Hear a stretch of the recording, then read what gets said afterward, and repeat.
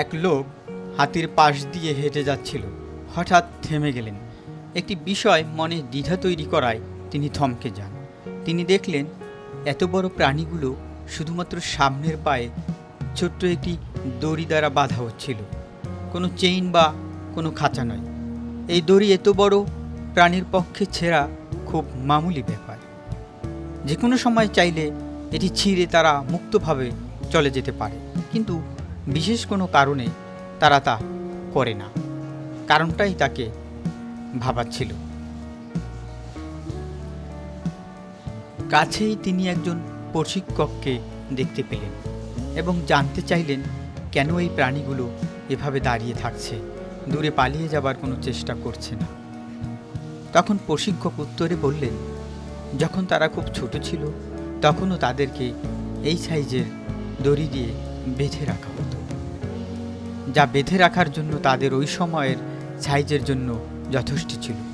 বড় হতে হতে তারা ধারণা করতে থাকে এই দড়ি তাদের নিয়ন্ত্রণ করছে, এটি থেকে বেরিয়ে যাওয়া যাবে না।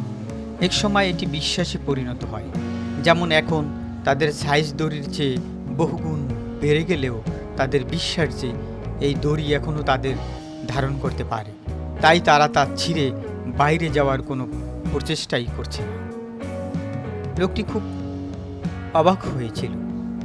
এই প্রাণীগুলো চাইলেই তাদের বন্ধন থেকে বাইরে আসতে পারে, কিন্তু শুধুমাত্র তারা পারবে না এই বিশ্বাসের কারণে তারা সেখানেই আটকে থাকে, যেখানে তাদের আটকে রাখা হয়।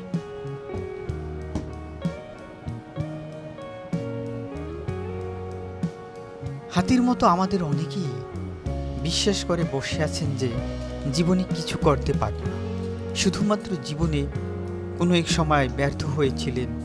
এই কারণে এখান থেকে বের হয়ে আসতে হবে। গল্পটি থেকে কি শিখলাম? বিশ্বাসই আপনাকে সফলতার দ্বার প্রান্তে নিয়ে যাবে। ব্যর্থতা হলো শিখার একটি অংশ, জীবন সংগ্রাম